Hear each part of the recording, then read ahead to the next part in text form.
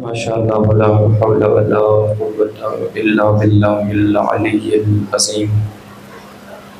اعوذ باللہ من الشیطان الرجیم، بسم اللہ الرحمن الرحیم۔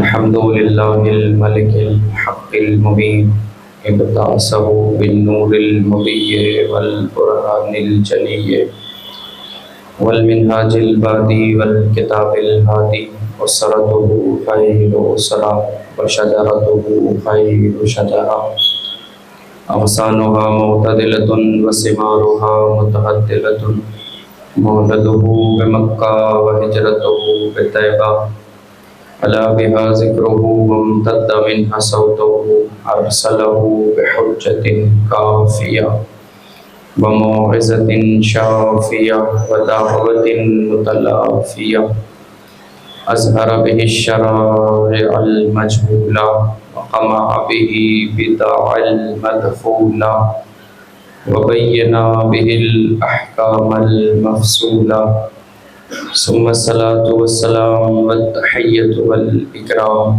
علی اشرف الانبیاء والمرسلین وخاتم النبیین الملقب بطہ یاسین بالقاسم محمد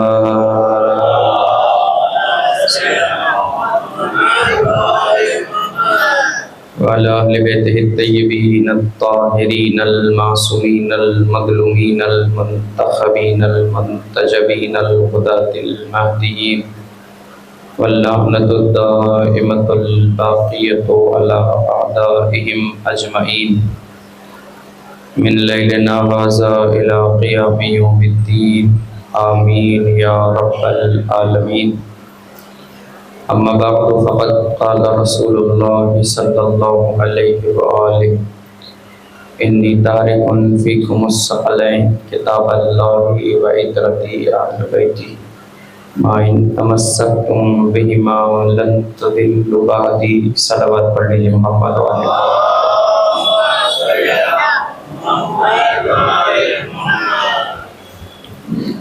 محترم اور مکرم سامعین گرامی،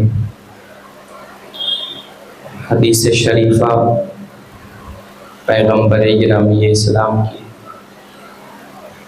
وہ مبارک حدیث ہے کہ جو مکمل تواتر کے ساتھ نقل ہوئی ہے، اہل سنت علماء نے بھی اور اہل تشیع نے بھی اس کو نقل کیا۔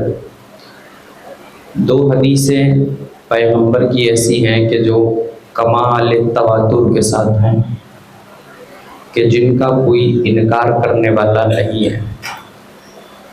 ایک حدیث غدیر ہے اور ایک یہی حدیث ثقلین ہے۔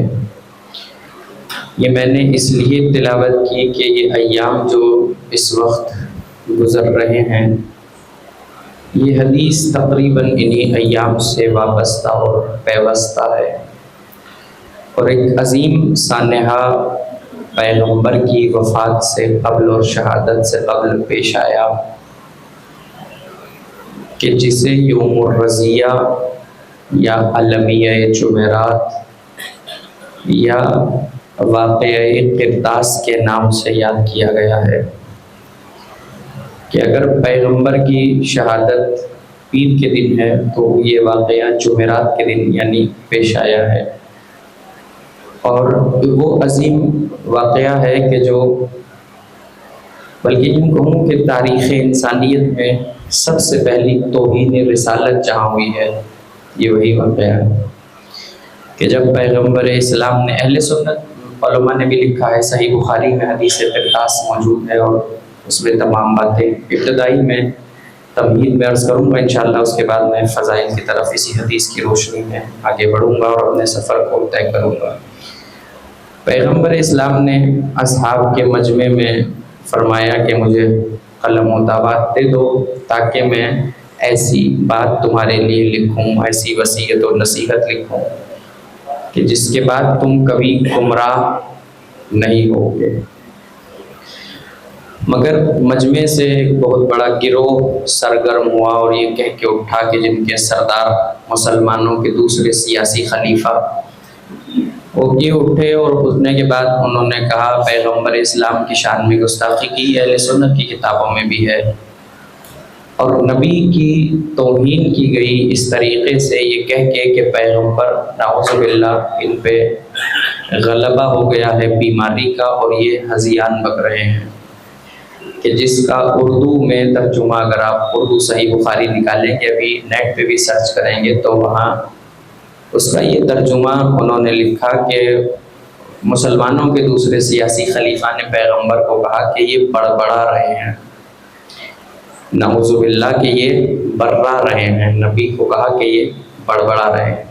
اب اگر یہ توہین شمار نہیں کی جاتی، میں ان تمام لوگوں سے وابستہ ہوں اور کہہ رہا ہوں، اور میرا خطاب ان سب سے ہے کہ جو توہین رسالت پہ آوازیں بلند کرتے ہیں اور آوازیں اٹھاتے ہیں اور توہین رسالت کرنے والوں کا بائیکاٹ کرتے ہیں، تو سب سے پہلا بائیکاٹ تو ان حرامزادوں کا ہونا چاہیے کہ جنہوں نے نبی کی شان میں سب سے پہلے گستاخی کی ہے۔ اور حاضر رجل یحجر، یہ اب تبے کی زبان ہے کہ جو پیغمبر اسلام کے ساتھ استعمال کی گئی ہے۔ اچھا، اس میں چونکہ جوان ہے اور یہ پیغام پہنچے گا، تو بعض لوگ یہ کہتے ہیں کہ جب نبی قلم و دعوات مانگ رہے تھے تو مولا علی بھی تو موجود تھے، مولا علی کو دے دینا چاہیے تھا۔ یہ ایک اعتراض کہ جو اٹھاتے ہیں مخالفین کی طرف سے ہوتا ہے کہ جب نبی مانگ رہے تھے تو امیر المومنین کو دے دینا چاہیے تھا، علی بھی تو وہاں موجود تھے اور وہ نبی کی وصیت لکھی نہیں گئی۔ تو وہ اہل سنت مسلک میں نہیں لکھی گئی، لیکن الحمدللہ ہمارے پاس وہ وصیت کہ جو پیغمبر اسلام نے لکھی ہے وہ موجود ہے، اور وہ وصیت نبی اپنے بعد خلافت کی وصیت لکھ کے گئے ہیں کہ جس میں نبی نے اپنے 12 خلفاء کے نام لکھے ہیں۔ وہ وصیت ہمارے پاس تو پیغمبر کی پہنچی ہے، مگر وہ لوگ کہ جو یہ کہتے ہیں کہ اگر کسی اور نے نہیں دیا تھا تو امیر المومنین کو دے دینا چاہیے تھا۔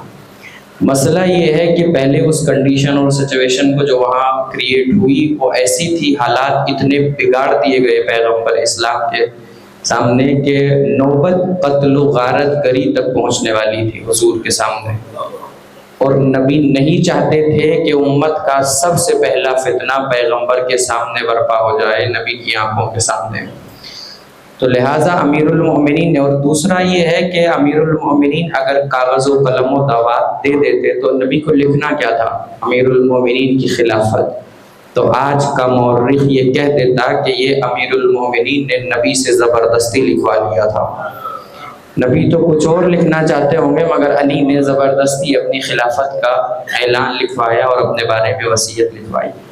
لہٰذا یہ ایک بہت بڑا سانحہ ہے کہ جو پیغمبر کی شہادت سے قبل ہوا ہے، یعنی نبی جو تو پیر کے دن نبی کی شہادت ہے، تو اس سے پہلی جو جمعرات آئی ہے اس میں حضرت عبداللہ ابن عباس کے جو بزرگ صحابی ہیں، وہ صحیح بخاری کے یہ جملے ہیں کہ وہ اس دن کو یاد کر کے اتنا روتے تھے کہ جہاں بیٹھ کے روتے تھے وہ زمین ان کے آنسوؤں سے گیلی ہو جاتی تھی، اور روتے تھے فریاد کر کے کہ وائے جمعرات، ہائے جمعرات، کہ اس جمعرات کو کیا ہوا، نبی کی شان میں توہین کی گئی، نبی کی گستاخی کی گئی اور نبی کو وصیت لکھنے نہیں دی گئی۔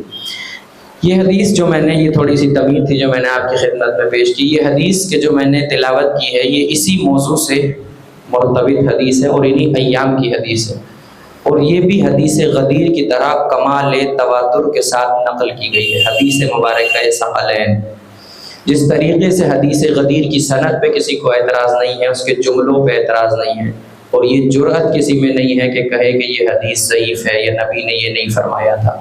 جس طریقے سے وہاں لفظوں کے معنی بدلے ہیں، لفظوں کی تھوڑی بہت ہیر پھیر یہاں بھی کی گئی ہے، کسی نے اطرتی لکھا، کسی نے اہل بیتی لکھا، لیکن حدیث ثقلین اہل سنت علماء نے بھی نقل کی ہے اور ہمارے یہاں تو الحمدللہ ہے۔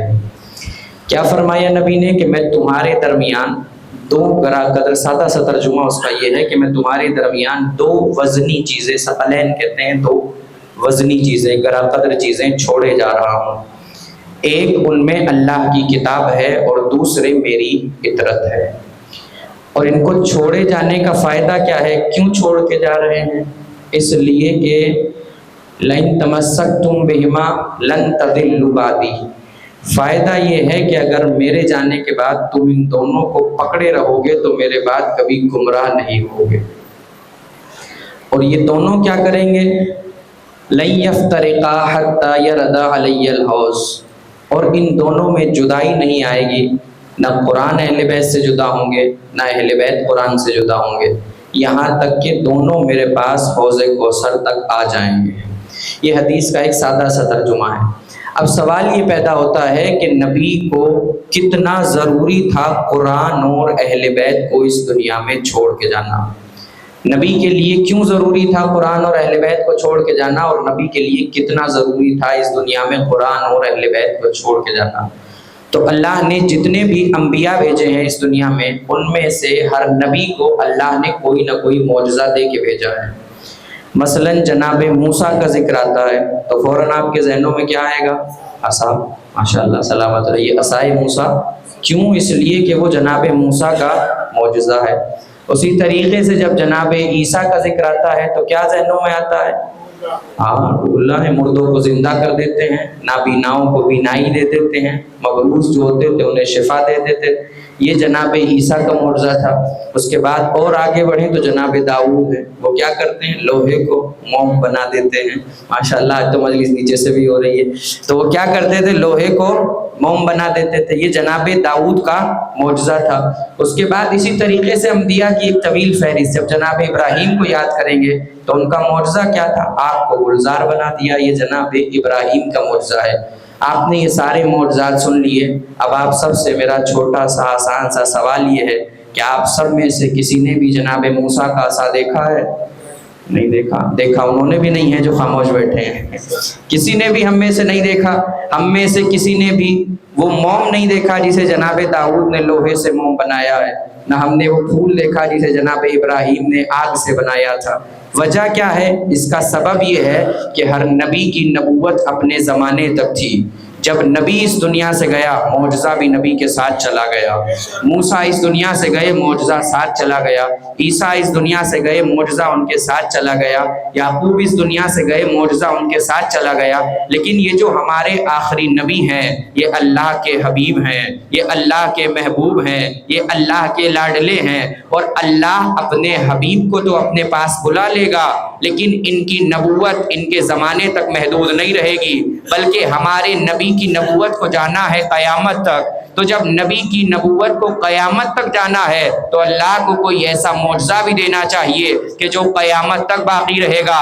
اللہ نے نبی کو ایک نہیں بلکہ دو معجزے دیے، ایک کو قرآن کہتے ہیں، ایک کو اہل بیت کہتے ہیں۔ اللہ نے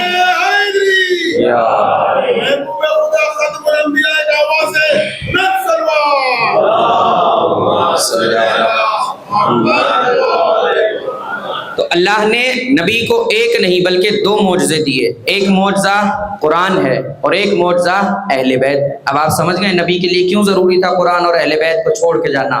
تاکہ نبی کی نبوت پہ دلیل قائم رہے، نبی کی نبوت پہ دلیل باقی رہے قیامت تک۔ تو قرآن بھی معجزہ اور اہل بیت بھی معجزہ۔ قرآن فصاحت و بلاغت کا معجزہ ہے اور اہل بیت کردار کا معجزہ ہے۔ اب اگر آپ سے کوئی کہے، ہو سکتا ہے کسی کے ذہن میں بعد میں یہ سنک آئے اور یہ خیال پیدا ہو، وہ آپ سے پوچھے کہ قرآن کیسے معجزہ ہے، اہل بیت کیسے معجزہ ہیں، تو آپ اسے اتنا جواب دیجئے گا کہ معجزہ کسے کہتے ہیں؟ اگر آسان سے لفظوں میں بتاؤں، معجزہ اسے کہتے ہیں کہ جس کے جیسا نہ ہو سکتا ہو، یعنی جیسا نہ ہوتا ہو اور ہو جائے وہ معجزہ کہلاتا ہے۔ اب اس لفظ کی قدردانی کیجئے گا، اہل ذوق تشریف فرما ہے۔ بھائی سورج روزانہ مشرق سے نکلتا ہے مغرب میں ڈوب جاتا ہے، یہ عام بات ہے، لیکن اگر کبھی مغرب سے ڈوبتا ہوا سورج نکل آئے، یہ معجزہ کہلائے گا۔ ستارہ سب کے دروازے سے دکھائی دیتا ہے، یہ عام بات ہے، معجزہ نہیں ہے، لیکن اگر تارا کسی کے دروازے پہ دکھائی دے یہ معجزہ ہے۔ کیوں؟ اس لیے کہ ایسا ہوتا نہیں ہے، تو جیسا نہ ہو اور ہو جائے اسی کو معجزہ کہتے ہیں۔ اب اگر آپ سے کوئی کہے کہ قرآن کیسے معجزہ ہے، علی کیسے معجزہ ہے، تو بس اسے اتنا جواب دیجئے گا کہ نہ مانو قرآن کو معجزہ، نہ مانو علی کو معجزہ، مگر پہلے قرآن جیسی کتاب لے آؤ، علی جیسا امام لے آؤ۔ قرآن جیسی یا علی محمد و کمال علی بابا سے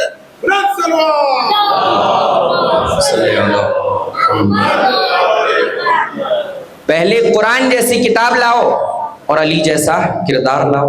جب ہارے گا، تھکے گا، گھومے گا، پھرے گا اور ٹھوکریں کھائے گا، پھر خود ہی سمجھ جائے گا کہ نہ علی کا جواب ہے نہ قرآن کا جواب ہے. قرآن اس لیے کہ قرآن میں اللہ نے ایک چیز ہوتی ہے تعریف اور ایک چیز ہے چیلنج.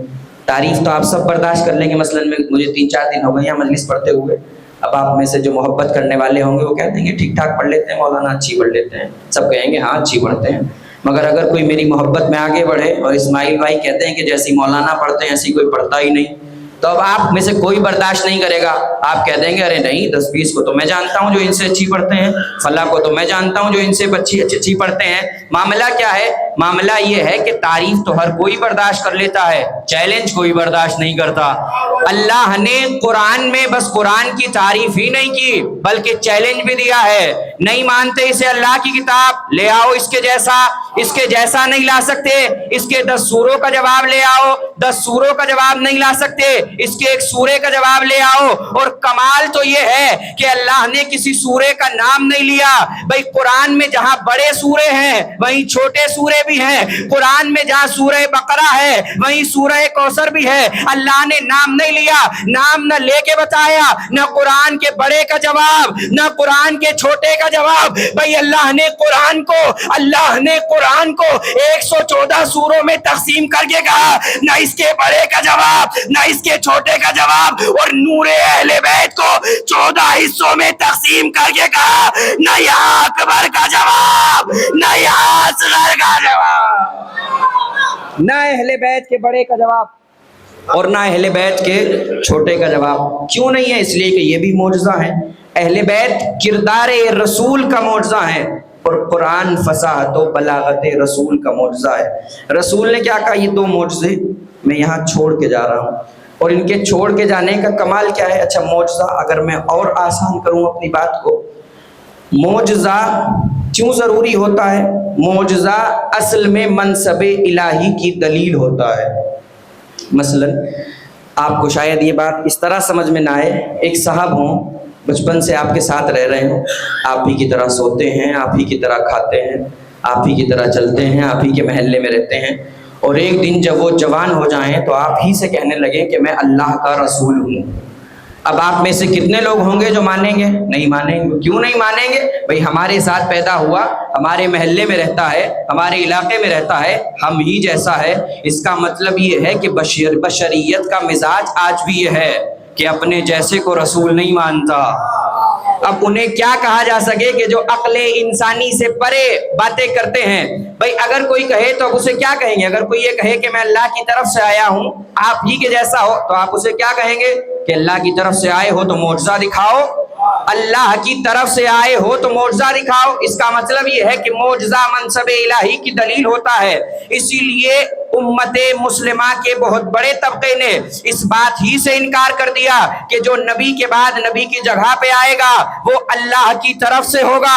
کیوں؟ اس لیے کہ امت جانتی تھی کہ جو یہ کہے گا کہ میں اللہ کی طرف سے ہوں اس کے لیے ضروری ہے کہ معجزہ دکھائے. اور ان بیچاروں میں معجزہ دکھانے کی طاقت نہیں ہے، ان بیچاروں میں معجزہ دکھانے کی صلاحیت نہیں تھی. مگر انہی کے مقابلے میں ایک خاندان ایسا تھا کہ جو مسلسل کہتا رہا جب تمہارا دل چاہے، جب تمہیں فرصت ملے، جب تم دیکھنا چاہو ہمارے دروازے پہ آ جانا، ہم تمہیں معجزہ دکھائیں گے. اور انہوں نے دکھایا بھی. کبھی چاند کے 2 ٹکڑے کر کے دکھائے، کبھی ستارے کو دروازے پہ بلا کے دکھایا، کبھی جنت میں کھانا بھیج کے دکھایا، کبھی جنت سے کھانا منگا کے دکھایا، کبھی انگریزوں سے کلمہ پڑھوا کے دکھایا، کبھی درختوں سے سجدہ کرا کے دکھایا، کبھی مغرب میں جاتے ہوئے سورج کو روک کے دکھایا، کبھی مغرب میں جاتے ہوئے سورج کو روک کے دکھایا. اب لوگ بڑے چالاک ہوتے ہیں، یہاں معجزہ دیکھ کے جاتے اور ان کے دروازے پہ جاتے اور جا کے کہتے اب تم بھی دکھاؤ معجزہ، تم بھی انگریزوں سے کلمہ پڑھوا کے دکھاؤ،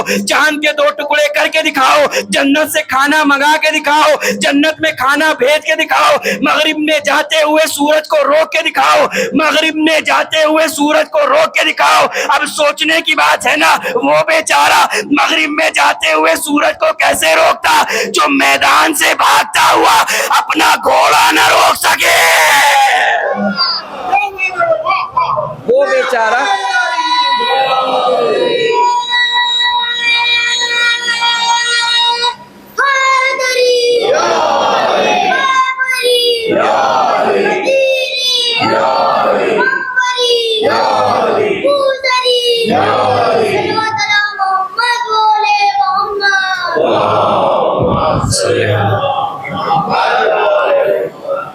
تو قرآن بھی نبی کا معجزہ اور اہل بیت بھی نبی کا معجزہ، اور ان دونوں کا کمال یہ ہے کہ حضور فرما رہے ہیں لن یفترقا، ان دونوں میں جدائی محال ہے، یہ دونوں ہمیشہ ساتھ ساتھ ہیں۔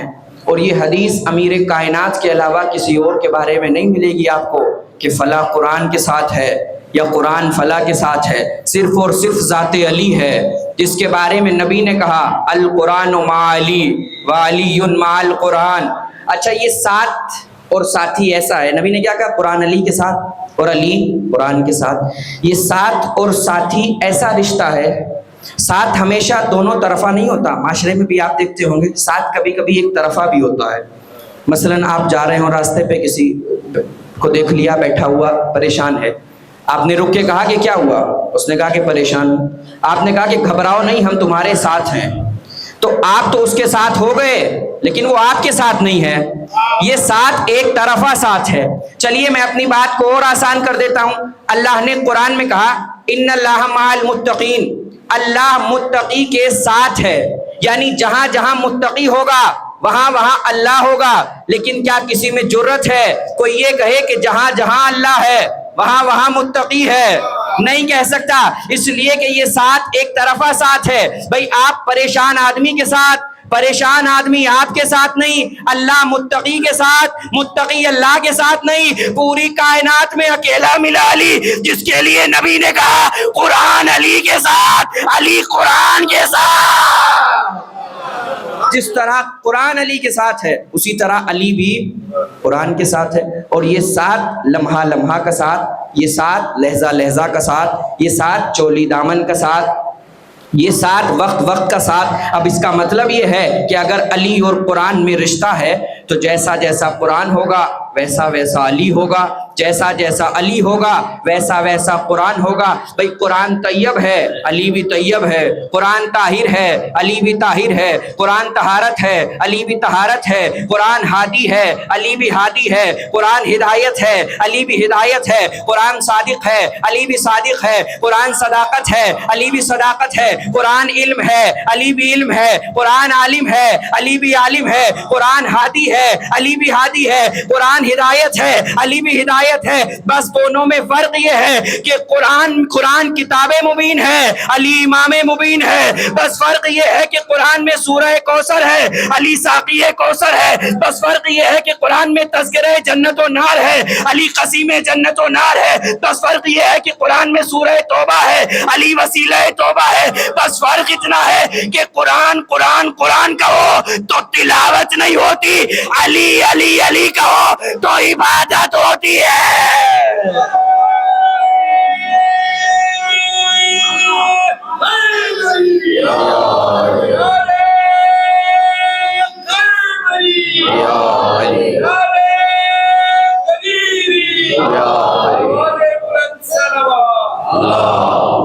صلی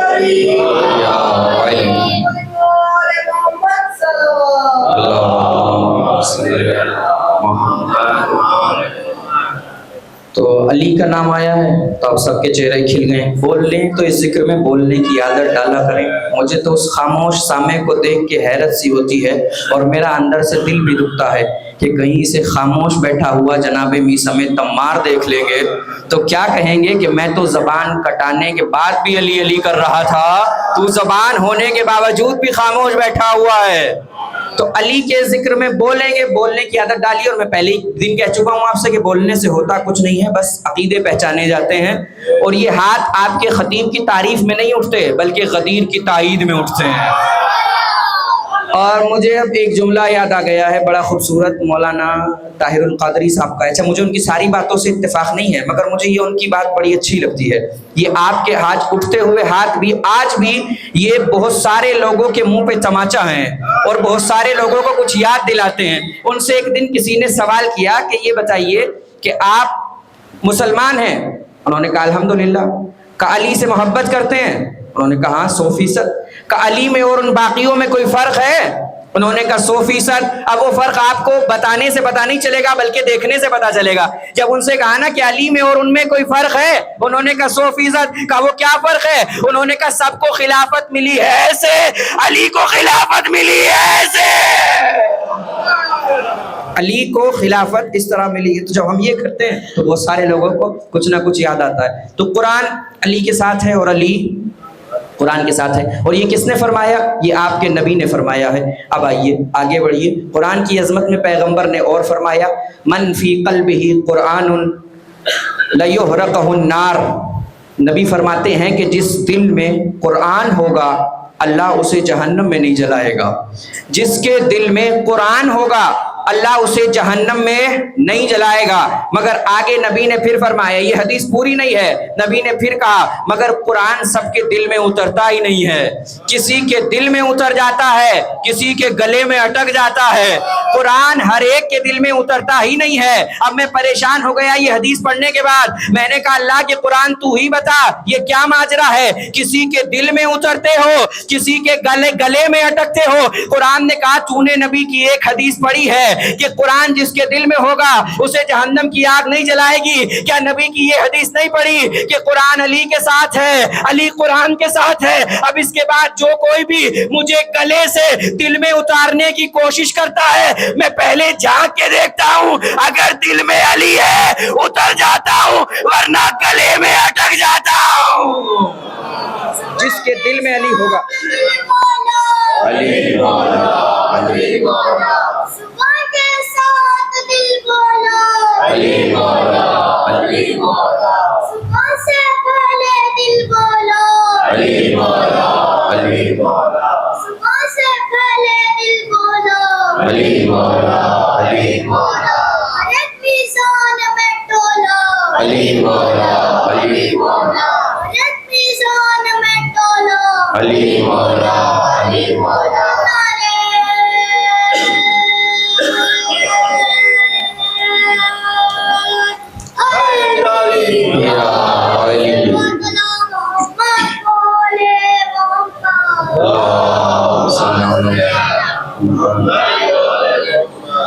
پیغمبر اسلام سے جناب جبرائیل نے آ کے کہا کہ ایک دن، یہ حدیث ہماری کتابوں میں موجود ہے، آگے کہا جناب جبرائیل نے کہ یا رسول اللہ آپ سے اللہ فرما رہا ہے کہ آپ اللہ کی نعمتوں پہ، ملنے والی نعمتوں پہ شکریہ ادا کریں. شکریہ ادا کریں گے تو آپ کی نعمتوں میں اضافہ ہوگا. جناب رسول اللہ تو جانتے تھے مگر میرے اور آپ کے سمجھانے کے لیے پوچھ لیا کہ جبرائیل کیا میں اللہ کا شکریہ ادا نہیں کرتا؟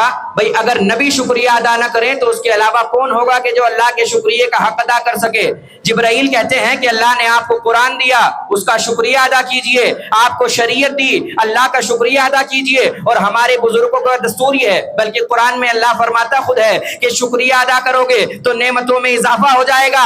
جناب جبرائیل سے پیغمبر اسلام نے کہا، یہ حدیث اپنے دل پہ لکھ لیجئے گا علی کے چاہنے والوں. پیغمبر اسلام نے کہا کہ جبرائیل میں کس طریقے سے اللہ کا شکریہ ادا کروں؟ تو ایک مرتبہ جبرائیل کہتا ہے وانشر فضیلت علی ابن ابی طالب، لوگوں کو علی کی فضیلتیں سناتے رہیے. یہ نعمتوں کا شکریہ ہے، لوگوں کو علی کی فضیلتیں سناتے رہیے، یہ نعمتوں کا شکریہ ہے. اب لوگ ہم سے نہ کہیں کہ علی کو چھوڑ کے فلاں کی بات کرو، علی کو چھوڑ کے فلاں کی بات کرو، علی کو چھوڑ کے فلاں کا تذکرہ کرو. تو یہ تو پیغمبر کی سیرت ہے. علی کا ذکر شکرانے نعمت ہے، غیر کا تذکرہ کفرانے نعمت ہے. علی کا ذکر شکرانے نعمت ہے اور غیر کا تذکرہ کفران نعمت ہے. تو پیغمبر نے کیا کہا؟ جس کے دل میں قرآن ہوگا اسے، یہ قرآن کی عظمتیں ہیں جو آگے بڑھ رہی ہیں. اس سے آگے بڑھیے، ایک زینہ اور آگے چلیں تاکہ یہ قرآن سمجھیں، تبھی تو اہل بیت سمجھ میں آئیں گے. اور یہ حدیث آپ نے سنی ہوگی، بہت زیادہ سنی ہوگی، کہ جب رمضان آتا ہے تو مسجدوں سے بہت پڑھی جاتی ہے کہ قرآن پڑھو، قرآن حفظ کرو. نبی نے کہا ہے کہ جو قرآن یاد کر کے سنائے اس کی 10 پشتیں جہنم میں نہیں جاتی. یعنی نہ اس کا باپ، پشت تو پیچھے ہوتی ہے، نہ اس کا باپ جہنم میں جاتا ہے، نہ اس کا دادا جہنم میں جاتا ہے، نہ اس کا پردادا جہنم میں جاتا ہے. آگے کے رشتے کے حساب آپ خود لگاتے رہیے. یہ حدیث آپ نے سنی ہوگی، مسجدوں سے بہت سناتے ہیں کہ قرآن یاد کرو، قرآن یاد کرو. نبی نے کہا جو قرآن یاد کر کے سنائے اس کی اتنی پشتیں جہنم میں نہیں جاتی. تو یہ بات تو ہمیں عالم اسلام سے گلا تو یہی ہے کہ تمہاری سمجھ میں یہ تو آ گیا کہ جو قرآن یاد کر کے سنائے اس کا باپ جہنم میں نہیں جاتا، جو قرآن یاد کر کے سنائے اس کا باپ جہنم میں نہیں جاتا، جو قرآن یاد کر کے سنائے اس کا باپ جہنم میں نہیں جاتا. تو یہ کیوں سمجھ میں نہیں آتا؟ وہ باپ کتنا عظیم ہوگا جس کا بیٹا پیدا ہوتے ہی توریت بھی سنائے، انجیل بھی سنائے، قرآن بھی سنائے. وہ باپ کتنا عظیم ہوگا جس کا بیٹا پیدا ہوتے ہی توریت بھی سنائے، انجیل بھی سنائے، قرآن بھی سنائے. اچھا یہ میں نے سنایا، آپ نے واہ واہ بھی کر دی، لیکن یہ میرے لیے اگر آپ اس کو پریکٹیکلی سوچیں گے تو یہ بہت مشکل ہے. علی کے لیے توریت پڑھنا تو آسان تھا، انجیل پڑھنا تو آسان تھا، مگر قرآن تو ابھی نازل ہی نہیں ہوا، قرآن تو ابھی اترا ہی نہیں، اور علی نے کیا سنا دیا؟ قرآن سنا دیا. اچھا جب پہلے تو ایک اعتراض یہاں لوگ یہ کرتے ہیں، جب ہم کہتے ہیں کہ علی نے نبی کے ہاتھوں پہ قرآن پڑھا تو لوگ کہتے ہیں کہ تم علی کو اتنا بڑھا دیتے ہو کہ نبی کو گھٹا دیتے ہو. کیوں؟ قرآن تو تھا ہی نہیں، اور اتنا سا بچہ، پہلے تو یہ کہتے ہیں کہ بچہ پیدا ہونے والا وہ کیسے قرآن پڑھ سکتا ہے. مگر افسوس یہ ہے ہمارے یہاں کہتے ہیں نا جھوٹ کے پیر نہیں ہوتے. یہی لوگ کہ جو اس بات پہ اعتراض کرتے ہیں وہی جب ربیع الاول آتا ہے تو جھوم جھوم کے نعتیں پڑھتے ہیں کہ میرے نبی کے کیا کہنے، اس کے ہاتھوں پہ سنگریزیں آئیں تو بولتے ہیں، اس کے ہاتھوں پہ سنگریزیں آئیں تو بولتے ہیں. مگر دشمن حیدر کی کوالٹی یہ ہے کہ اس کو اللہ نے سب کچھ دیا ہے سوائے عقل کے. علی کے دشمن کو اللہ نے عقل نہیں دی. وہ لوگ کیا کہتے ہیں ہم سے تو یہ کہتے ہیں کہ علی نے قرآن کیسے پڑھا، علی تو بچے تھے، مگر خود نعتیں پڑھتے ہوئے کہتے ہیں نبی کے ہاتھ پہ پتھر آئے تو پتھر کلمہ پڑھتے ہیں. ہم یہی تو کہتے ہیں یہ مت دیکھو کون پڑھ رہا ہے بلکہ یہ دیکھو کہاں پڑھ رہا ہے. بھائی جب نبی کے ہاتھوں پہ پتھر بول سکتا ہے تو حیدر کیوں نہیں بول سکتا؟ ایک صلوات پڑھیے محمد و آل محمد.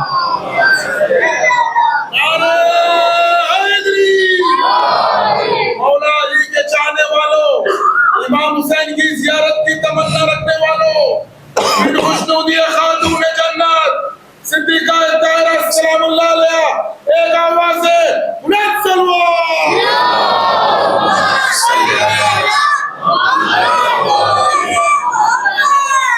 تو علی نے کیا سنایا؟ قرآن پڑھا امیر المومنین نے مولا نبی کے ہاتھوں پہ. 3 دن کے ہیں علی جب کعبے میں پیدا ہوئے، اس کے بعد نبی لینے کے لیے گئے، اور جب علی کو لے کے نکلے، اچھا اس عالم میں جب نکلے ہیں علی، آپ سنتے رہتے ہوں گے کہ مولا ید اللہ ہیں، عین اللہ ہیں، وجہ اللہ ہیں. کہاں پیدا ہوئے ہیں علی؟ کہاں پیدا ہوئے ہیں؟ اللہ کے گھر میں. اب لوگ ہم سے کہتے ہیں کہ علی وجہ اللہ کیوں ہیں، علی ید اللہ کیوں ہیں، علی عین اللہ کیوں ہیں. تو بچہ آپ کے گھر میں پیدا ہو تو میں بتاؤں گا کس پہ گیا ہے. بچہ جس گھر میں پیدا ہوتا ہے اسی گھر کا بڑا بتاتا ہے کہ بچہ کس پہ گیا ہے. بھئی ہمارے یہاں بھی جب بچے پیدا ہوتے ہیں تو عام طور پہ یہ دستور ہوتا ہے، 2 گروپ ہوتے ہیں فیملی میں، ننیال والے اور ددھیال والے. ننیال والے یہ چاہتے ہیں کہ بچہ ننیال پہ جائے، اور ددھیال والے چاہتے ہیں کہ بچہ ددھیال پہ جائے. جب ننیال والے بچے کو دیکھتے ہیں تو کیا کہتے ہیں؟ اس کی آنکھیں تو ماموں جیسی ہیں.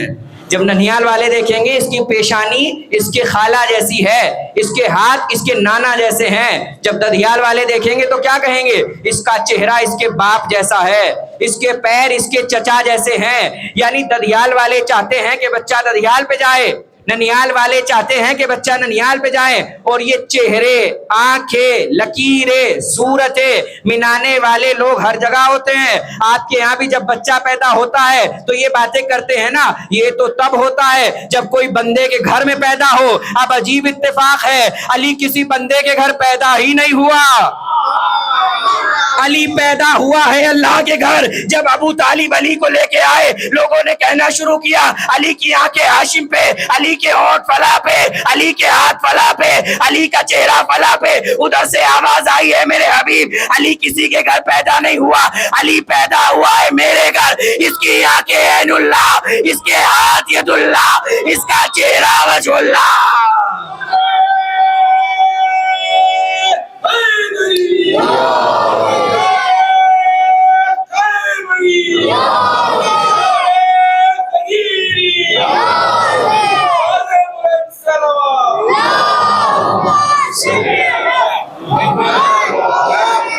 اچھا, جب ادھر سے یہ کلمات آئے تو نبی کا دل چھوٹا ہوا, اس لیے کہ نبی کو تو علی کو تو نبی مانگ رہے تھے نا دعاؤں میں, رب ادخلنی مدخل صدق واخرجنی مخرج صدق وجعلنی من لدنک سلطانا نذیرا. یہ تو نبی کی دعا ہے نا, نبی مانگ رہے تھے.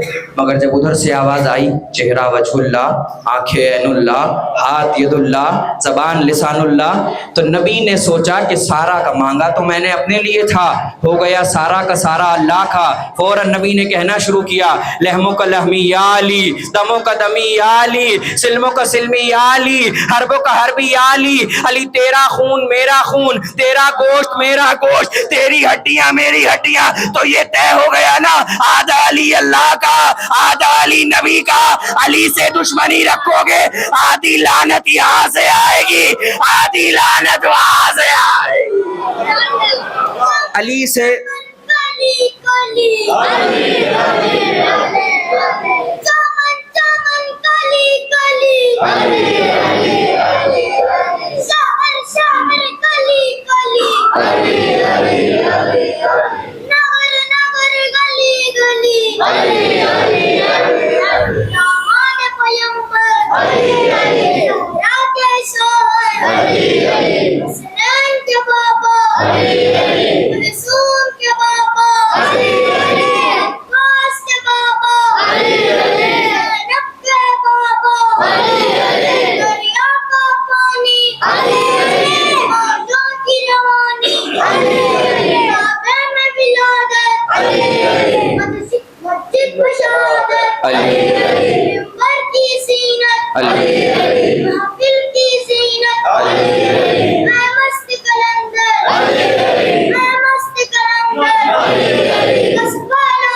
نمبر علی علی بس پہلا نمبر علی علی ذرا زور سے بولو علی علی ذرا زور سے بولو علی علی ہے کل ایمان علی علی بول مسلمان علی علی ذرا زور سے بولو علی علی میرے خبر پہ لکھنا علی علی میرے کپل پہ لکھنا علی علی تو خبر کے باہر جو کر لے تیرے خبر کے اندر علی علی تیرے خبر کے اندر علی علی تیرے خبر کے اندر علی علی مشکوری ہے امیر المومنین مولا کائنات بابا سے بلندرین سلو اللہم صلی علی محمد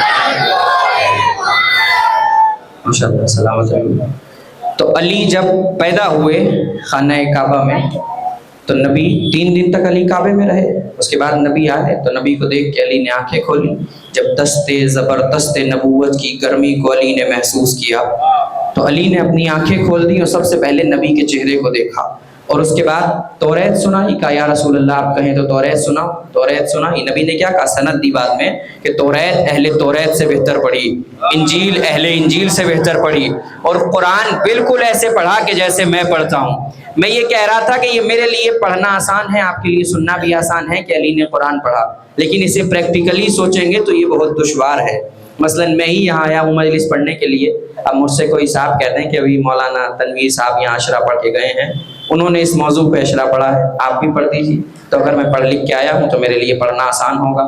لیکن اگر کوئی صاحب میرے پاس آئیں اور آ کے کہیں کہ اگلے سال یہاں ایک مولانا آئیں گے, وہ جس موضوع پہ پڑھیں گے اسی موضوع پہ آپ پڑھیے گا, میں تھوڑی دیر تک اس کا چہرہ نہیں دیکھوں گا کہ یہ کیا باتیں کر رہا ہے.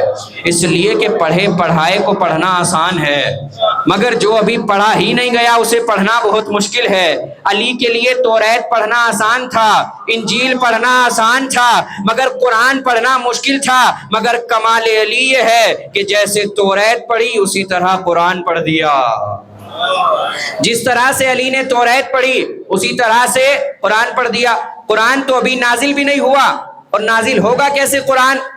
عام طور پہ جو ہمارے ذہنوں میں تصور ہے کہ کوئی کتاب ہوگی جو جبرائیل اللہ کے نبی کو دے دیں گے, لیجیے قرآن ہے, ایسے نازل ہوگا قرآن؟ نہیں. بلکہ قرآن کیسے نازل ہوگا؟ کوئی حادثہ پیش آئے گا, آیت اترے گی, نبی پڑھ کے سنائیں گے. کوئی واقعہ ہوگا, آیت اترے گی, نبی پڑھ کے سنائیں گے.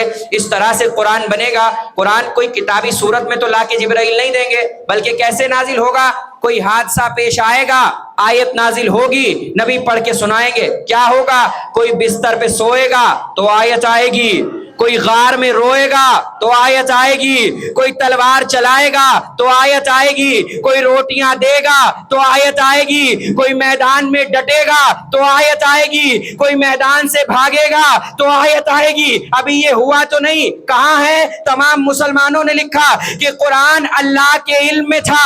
یہ سارے حادثے ہونے سے پہلے, یعنی اللہ دیکھ رہا تھا کون بستر پہ سو رہا ہے, کون غار میں رو رہا ہے, کون میدان میں ڈٹ رہا ہے, کون میدان سے بھاگ رہا ہے, کون روٹیاں دے رہا ہے, کون انگوٹھی دے رہا ہے, کون تلوار چلا رہا ہے. اور علی قرآن پڑھ رہے ہیں تو موت کیوں آتی ہے؟ علی کا تذکرہ کرتے ہوئے صاف صاف کہیے نا, جہاں جہاں خدا دیکھ رہا تھا وہاں وہاں علی دیکھ رہا تھا.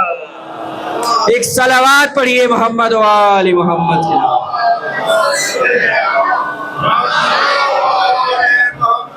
جہاں جہاں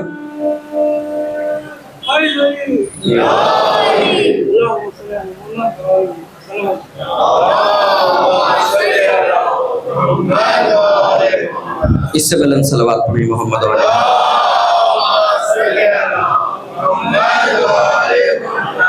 تو قرآن تو ان سے کبھی جدا نہیں ہوا, ہمیشہ یہ قرآن کے ساتھ اور قرآن ہمیشہ ان کے ساتھ.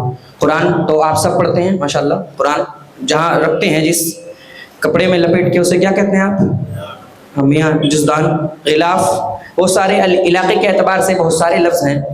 لیکن اب میں آپ سے سوال کرنا چاہتا ہوں کہ آپ میں سے کوئی بھی کیا نجس جزدان میں یا غلاف میں قرآن رکھے گا؟ نہیں رکھیں گے ہم. کیوں نہیں رکھتے ہیں؟ کوئی مسلمان نہیں رکھے گا. کیوں؟ اس لیے کہ صحفم مطہرہ, یہ پاک اور پاکیزہ قرآن ہے. اب آپ سب ہم میں سے جتنے یہاں ہیں, قرآن کو ہم سب ہاتھ لگا سکتے ہیں؟ ابھی پاک و پاکیزہ بیٹھے ہوئے ہیں, ہاتھ لگائیں گے؟ نہیں لگائیں گے. کیوں؟ جب تک وضو نہیں کریں گے.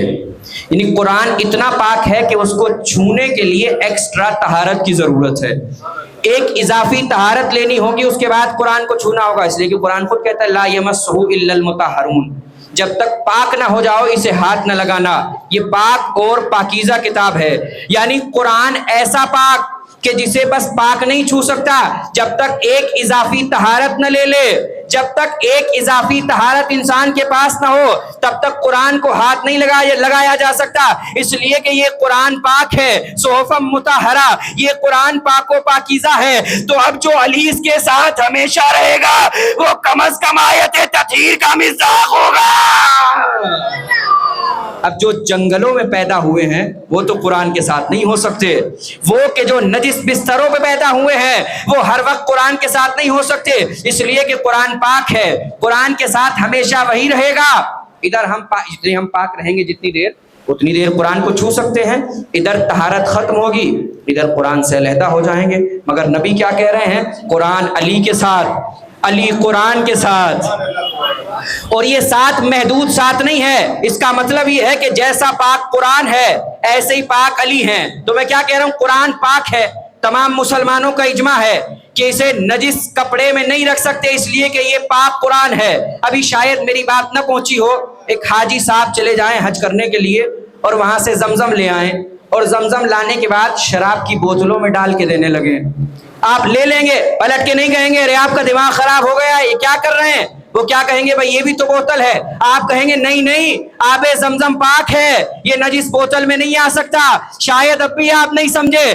آپ نے بڑے احترام سے نذر کا کھانا پکایا, نذر اللہ نیاز حسین, اہتمام سے کھانا پکایا نذر کا, کیا نجس برتن میں نکال کے دیں گے؟ نہیں, اس لیے کہ نیاز کا کھانا ہے پاک, یہ نجس برتن میں نہیں آئے گا. بھئی قرآن ہے پاک, نجس کپڑے میں نہیں آئے گا. آب زمزم ہے پاک, نجس بوتل میں نہیں آئے گا. نیاز کا کھانا ہے پاک, نجس برتن میں نہیں آئے گا. ہم بھی تو یہی کہتے ہیں, ہمارا علی ہے پاک, نجس نسلوں میں نہیں آئے گا. علی ہے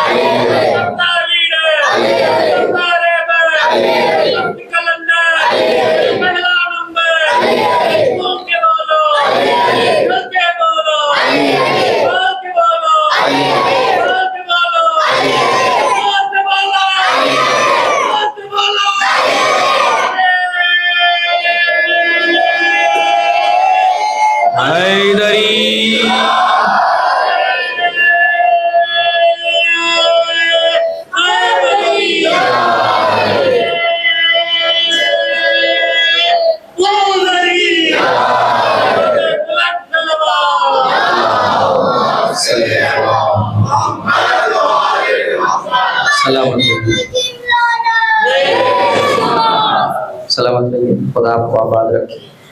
یا علی مدد کہنا یہ تو ہمارا طریقہ ہے, مگر اب کچھ آدمی ایسے گھس گئے ہیں, وہ کیا کیا جا سکے, وہ مجبوری ہے کہ جو ہماری ان مجلسوں کا رنگ بدلنے کی کوشش کر رہے ہیں. ہمارے پاس تو سند موجود ہے, ان کے پاس ہے تو وہ دکھائیں. نبی نے کسی اور کا ذکر کرنے کے لیے کہا ہی نہیں. نبی تو بار بار کہتے تھے زینوا مجالسکم بذکر علی ابن ابی طالب. اپنی مجلسوں میں علی کا ذکر کرو, علی کے ذکر کے ذریعے سے اپنی مجلسوں کو زینت دو. عجیب کیف ہے ذکر علی کی مستی ہے, میرے ضمیر کی بستی اسی سے بستی ہے, اور یہ میری ضد نہیں حکم رسول ہے. لوگو علی نہیں تو عبادت بھی بت پرستی ہے. علی علی نہیں تو عبادت بھی بیکار ہے. تو میں کیا عرض کر رہا تھا, قرآن جب بھی قرآن کی بات آئے گی تو علی کا تو تذکرہ آئے گا. جہاں جہاں قرآن ہوگا وہاں وہاں علی کا ذکر ہوگا. ہم بھی یہ کہتے ہیں جیسا قرآن پاک ہے ایسے ہی پاک علی ہے. وہ جنہیں علی اچھا نہیں لگتا انہیں قرآن پڑھنا چھوڑ دینا چاہیے. ابن عباس کو بلا کے یہی تو کہا تھا حاکم شام نے دربار میں کہ ابن عباس میں نے سنا ہے تم تفسیر قرآن کے بہانے فضائل علی بیان کرتے ہو. تو ابن عباس نے کیا کہا حاکم شام نے کہا ابن عباس میں نے سنا ہے تم تفسیر قرآن کے بہانے, قرآن کی بہت ساری آیتیں, بلکہ ہم تو یہ کہتے ہیں قرآن از اول تا آخر قصیدہ آل محمد ہے, بلکہ مولا کا خود فرمانے کہ ربع قرآن ہماری شان میں نازل ہوا ہے. ابن عباس کو بلا کے حاکم شام نے کیا کہا کہ حاکم شام کہتا ہے کہ ابن عباس میں نے سنا ہے تم تفسیر قرآن کے بہانے علی کے فضائل بیان کرتے ہو, علی کے فضائل بیان کرنا چھوڑ دو. ابن عباس کہتا ہے تو کیا چاہتا ہے قرآن پڑھنا چھوڑ دوں؟ تو کیا چاہتا ہے کہ میں قرآن پڑھنا چھوڑ دوں؟ یہ حاضر جوابی, یہ تو مرد ہیں.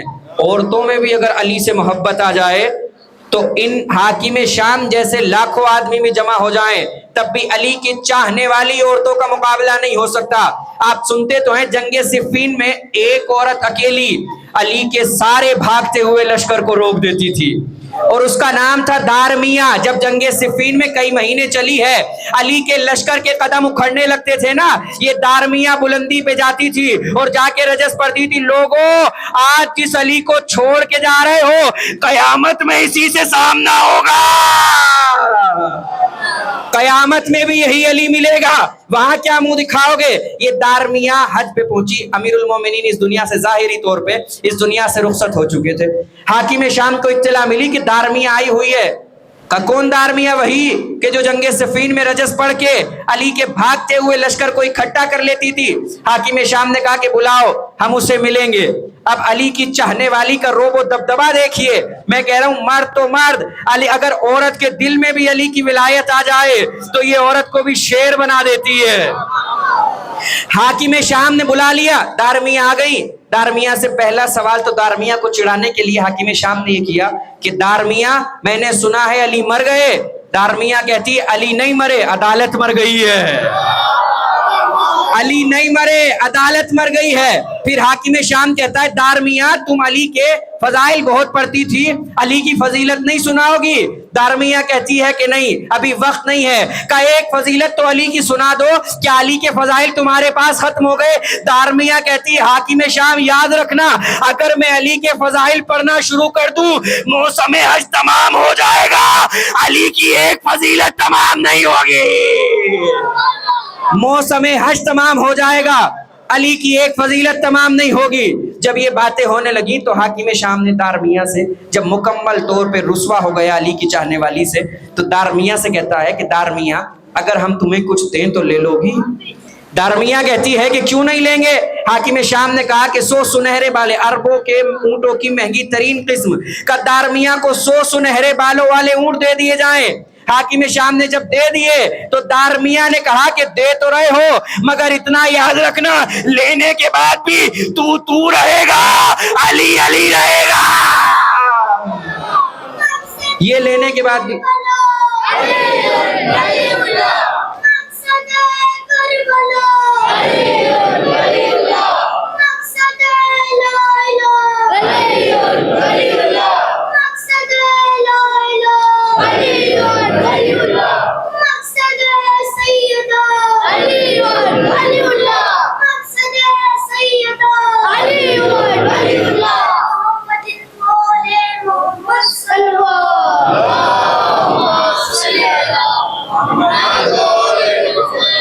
دارمیہ کو کہا کہ انہیں دے دو.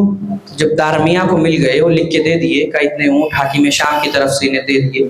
تو جب دارمیہ چلنے لگی, اب کچھ لوگوں کو ذلیل ہونے کی عادت ہوتی ہے نا, بلکہ علی کے دشمن کا تو ذلت مقدر بن جاتی ہے.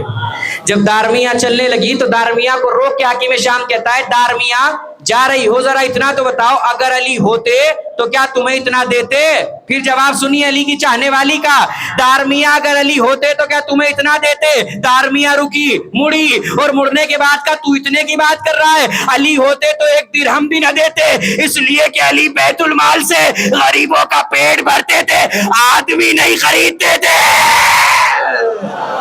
علی اپنے بیت المال سے غریبوں کا پیٹ بھرتے تھے، مسکینوں کے گھر چلاتے تھے، علی آدمی نہیں خریدتے تھے۔ تو یہ علی کی چاہنے والی ہے، یہ دارمیہ ہے۔ اب میں پلٹ آتا ہوں اپنی اسی حدیث کی طرف اور اسی گفتگو کی طرف کہ اسے ہم اختتام تک لے جائیں۔ پیغمبر نے کیا فرمایا کہ قرآن اور اہل بیت، ان دونوں کا کمال کیا ہے؟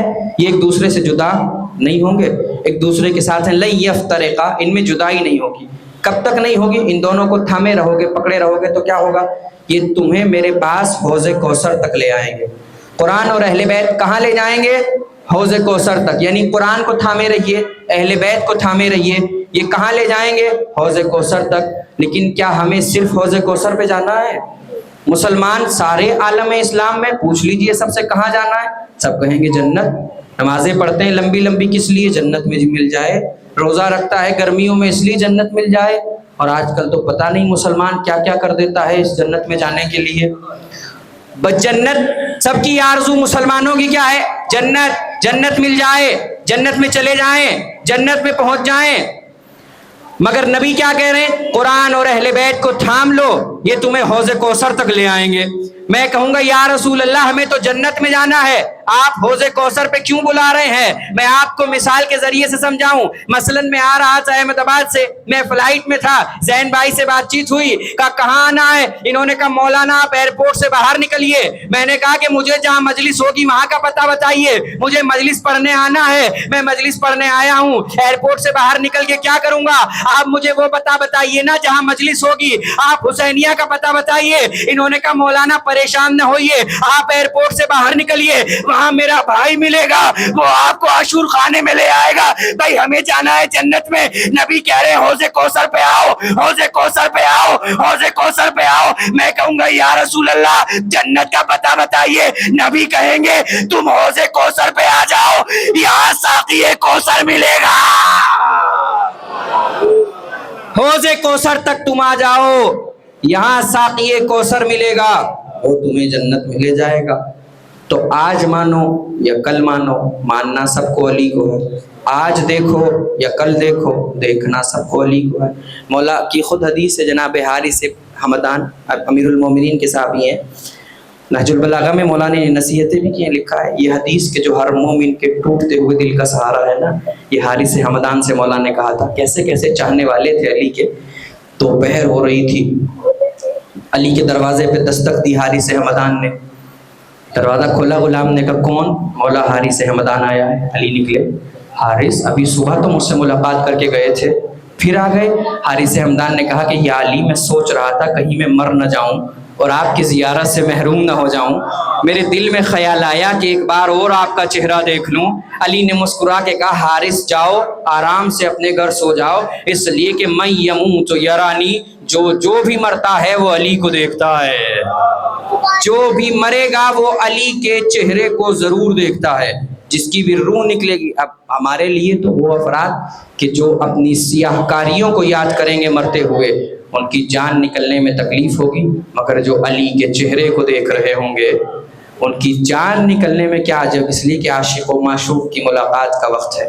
تو یہ حدیث پیغمبر اسلام کی حدیث ثقلین انہی ایام سے مربوط ہے، منسلک ہے۔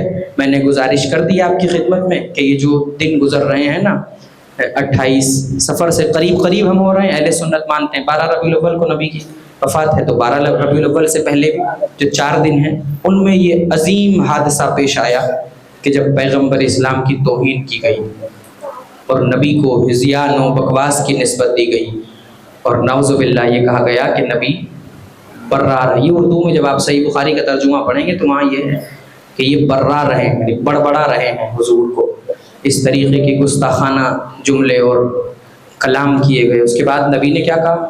قوموا عنی، دفع ہو جاؤ میرے پاس سے، نکل جاؤ۔ نبی نے اپنی بارگاہ سے نکال دیا۔ پیغمبر اسلام کو زہر دیا گیا ہے انہی ایام میں، حدیث لدود موجود ہے، صحیح بخاری میں بھی ہے کہ نبی کو زبردستی ایک دوا پلائی گئی، کہ جس کے بعد جب پیغمبر نے کہا کس نے؟ میرے پلانے والوں کو، جس نے مجھے پلائی ہے، نبی نے کہا ان سب کو بھی پلاؤ۔ وہ نبی، اب آپ سوچئے وہ افراد کے جو پیغمبر اسلام کو کہتے ہیں وہ تبھی موت اس دنیا سے گئے ہیں، یا نبی کی وفات نہیں ہے، نبی کی شہادت ہے۔ نبی کو زہر دیا گیا ہے غدیر کی دشمنی میں۔ पैगंबर इस्लाम को, नबी को जब देखा, नबी ने क्या दवा पिलाई नबी को। और आप सोचिए वो नबी के जो कहें कि तिब मेरी सुन्नत है, तिब तो नबी की सुन्नत है, वो नबी दवा पीने से नबी क्यों मना करे? तो नबी को ज़बरदस्ती वो दवा पिलाई गई। पैगंबर इस्लाम इस दुनिया से जा रहे हैं। ये अय्याम करीब तरीन अय्याम है, ये अय्याम भी मुसीबतों के दिन हैं, बल्कि मैं कहूँ कि अहले बैत की मुसीबतें शुरू हो रही हैं इन्हीं दिनों में, और इस तरीके से शुरू हो रही हैं कि रसूलुल्लाह की शहादत के अय्याम जैसे जैसे करीब आ रहे हैं ना, ऐसे ऐसे जनाब सैयदा की बेचैनी बढ़ती जा रही है। कभी जब पैगंबर को जब जहर दे दिया गया ना, तो रिवायतों में है जिसको जैसे जहर मिलता है ना, उसका सीना जलता है, जिगर में गर्मी पैदा होती है, आग पैदा होती है, सोजिश पैदा होती है। हुजूर बार बार जनाब सैयदा को बुला के कहते थे, ज़हरा मेरे हुसैन को ले आओ, सैयदा मेरे हुसैन को ले आओ। जब हुसैन आ जाते थे, छोटे थे इमाम हुसैन, तो क्या कहते थे रसूल? कहते थे, फातिमा हुसैन को मेरे सीने पे लिटा दो, मेरा जिगर जल रहा है, मुझे सुकून महसूस हो जाएगा, इसे मेरे सीने पे सुला दो। कभी जनाब सैयदा के चेहरे को देखते थे, आप सुनते तो हैं आखिरी वक्त है पैगंबर इस्लाम का, और नबी का सर जनाब सैयदा की आगोश में है, दरवाजे पे दकुल बाब होता है। जनाब सैयदा ने कहा कौन? कहा मैं नबी से मिलना चाहता हूँ। जनाब सैयदा ने कहा कि चले जाओ, मेरा बाबा बीमार है, वो किसी से नहीं मिल सकता। फिर दकुल बाब होता है थोड़ी देर के बाद कि मैं नबी से मिलना चाहता हूँ। जब कई मरतबा ऐसा हो चुका तो जनाब सैयदा की आंखों से आंसू आए, नबी के चेहरे पे गिर गए। पैगंबर इस्लाम ने आंखें खोल के कहा कि फातिमा क्या हुआ? जनाब सैयदा ने रोते हुए कहा, बाबा पता नहीं दरवाजे पे कौन है, कब से आपको पुकार रहा है। मैं कह भी चुकी हूँ कि मेरा बाबा अभी बीमार है, वो तुझसे नहीं मिल सकता। पैगंबर इस्लाम ने रो के कहा कि सैयदा जानती हो कौन हो? कौन है वो? मलकुल मौत है। ये तेरे दरवाजे का एहतराम है कि फरिश्ता बगैर इजाजत के अंदर नहीं आता। मैं हाथों को जोड़ के एक जुमला तो कहूँगा, या रसूल अल्लाह अभी अपनी आंखों को बंद न कीजिएगा, आज फातिमा के दरवाजे पे फरिश्ता बगैर इजाजत के नहीं आ रहा, कल आपकी बेटी का दरवाजा होगा, इसी दरवाजे पे मुसलमान आगो लकड़ियां लेके आ जाएंगे और बाहर से आवाज दी जाएगी, अली को बाहर निकालो वरना दरवाजा जला दिया जाएगा।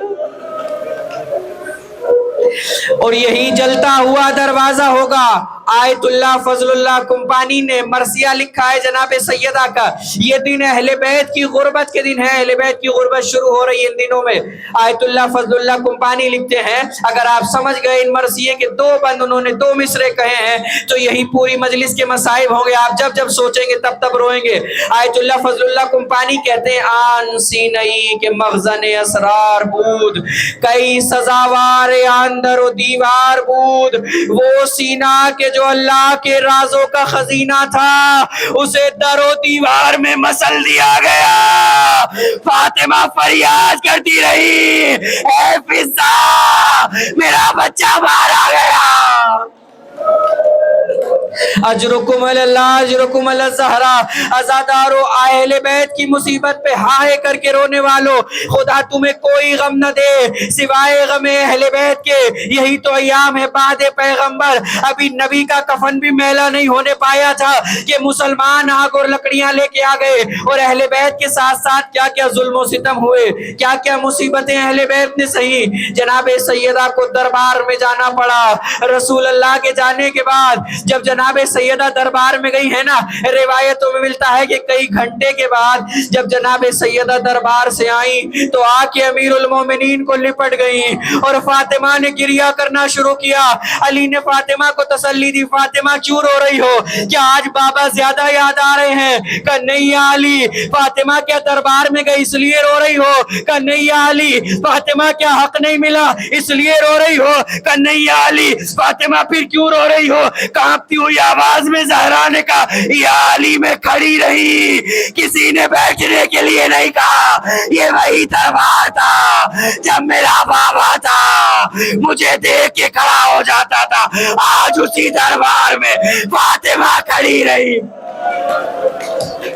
کسی نے بیٹھنے کے لیے فاطمہ کو نہیں کہا. عزادار و نبی اس دنیا سے چلے گئے. فاطمہ اپنے باپ کو یاد کر کے روتی رہی, جناب سیدہ نبی کو یاد کرتی رہی اور اس دنیا سے رخصت ہو گئی. لیجئے نبی رخصت ہو گئے. یہ تو ماں اور بیٹی کا تعلق دیکھا ہے آپ نے, اب نواسی اور نانا کا تعلق میں آپ کو دکھانے والا ہوں. بس یہیں پہ مجلس تمام ہو جائے گی. جب اہل بیت کا لٹا ہوا قافلہ مدینے میں داخل ہو رہا تھا نا, میں نے ایک دن عرض کیا تھا آپ کی خدمت میں کہ کوفہ, کربلا سے لے کے کوفہ اور کوفہ سے لے کے شام تک اس سفر میں بہت سارے لوگ ایسے ہیں جنہوں نے زینب کو نہیں پہچانا, غلاموں نے زینب کو نہیں پہچانا, کنیزوں نے زینب کو نہیں پہچانا, مگر دو چیزیں ایسی ہیں جنہیں زینب نے نہیں پہچانا. ایک عباس کی قبر ہے, ایک نانا کا مدینہ ہے. جب یہ قافلہ مدینے کے باہر رکا, جناب زینب نے کہا اے بیٹا سید سجاد یہ کون سا شہر ہے؟ کہا پھوپھی اماں یہ نانا کا مدینہ ہے. زینب نے کہا اے سجاد جب سے حسین گیا ہے مجھے آنکھوں سے دکھائی نہیں دیتا, مجھے دھواں دھواں دکھ رہا. اے سید سجاد مجھے آنکھوں سے صحیح طرح دکھائی نہیں دیتا. لیجئے نانا کا مدینہ آ گیا. سید سجاد نے بشیر کو بلایا اور بلانے کے بعد کہا بشیر تیرا باپ شیر کہتا تھا, کیا تو بھی شیر کہتا ہے؟ بشیر نے کہا کہتا ہوں. امام سید سجاد کہتے ہیں جا اور جا کے مدینے میں یہ ندا دے دے کہ اہل حرم لٹ کے مدینے میں آ رہے ہیں, حسین مارے گئے. بشیر نے سیاہ علم لیا اور کہتا ہوا چلا الا ویا اہل المدینہ قد قتل الحسین بکربلا. اہل مدینہ, مدینہ رہنے کے قابل نہیں رہا, حسین مارے گئے, کربلا میں حسین قتل کر دیے گئے. اہل حرم لٹ کے آ رہے ہیں. عزادارو اہل حرم کا قافلہ آ گیا, بنی ہاشم کی عورتیں آ گئی. زینب رسول کے روزے پہ گئی, جالی سے لپٹ گئی. لپٹنے کے بعد کہا اے نانا ارے ہمیں تازیانے مارے گئے, اے نانا حسین قتل کر دیا گیا, اے نانا ہماری چادریں اتاری گئی, اے نانا ہمیں تیار بتیار پھرایا گیا. اجرکم اللہ اجرکم الزہرا. زینب بہن کرتی رہی نبی کی قبر کے تکیے سے لپٹی ہوئی, اے نانا حسین مارا گیا, اے نانا ہمارا گھر لٹ گیا. ایک مرتبہ زینب نے ایک گٹڑی کھولی, اس میں سے کرتا نکالا جس میں تیروں کے سراغ, تلواروں سے کٹا ہوا حسین کا خون بھرا کرتا رسول کی قبر پہ رکھا. قبر رسول کو زلزلہ ہوا. اے زینب یہ کرتا اٹھا لے, میں برداشت نہیں کر سکتا. زینب نے ہاتھوں کو جوڑا, اے نانا 1 سال کے بعد آپ سے کرتا نہ دیکھا گیا. اے نانا میں 70 قدم سے دیکھتی رہی, حسین کا گلا کٹ رہا تھا, میں دیکھ رہی تھی, میرا ماجایا مارا جا رہا تھا. اے نانا میں دیکھ رہی تھی حسین ذبح ہو رہا ہے. وَسَيَعْلَمُ الَّذِينَ ظَلَمُوا أَيَّ مُنْقَلَبٍ يَنْقَلِبُونَ إِنَّا لِلَّهِ وَإِنَّا إِلَيْهِ راجعون. الہی بقدر آبیہا و بالہا و بنیہا, پروردگارہ ہم سب کی اس قلیل سی عبادت کو قبول فرما, اس عبادت کو ہم سب کے لیے ذریعہ نجات فرما. پروردگارہ فرش عزا کے صدقے میں ہماری ان بہتے ہوئے آنسوؤں کو رومال حضرت زہرا میں جگہ عنایت فرما. پروردگارہ جہاں جہاں مومن مومنات پریشان حال ہیں ان سب کی پریشانیوں کو دور فرما. ہم سب کو دنیا میں زیارت حسین, آخرت میں شفاعت حسین نصیب فرما. نبی آخر کا واسطہ, کتاب آخر کا واسطہ, حجت آخر کے ظہور میں تعجیل فرما. ہم سب کو ان کے آبان و انصار میں شمار فرما. آپ حضرات سے گزارش ہے ایک مرتبہ سورہ الحمد اور 3 مرتبہ سورہ اخلاص کی تلاوت فرما کر مرحومین میر زما حسین, سید صادق حسین, میر محمد حسین, الحاج میر احمد حسین, حاجی حسین میر الطاف اور آصف, ان مرحومین کی ارواح کو وصال فرما دیں.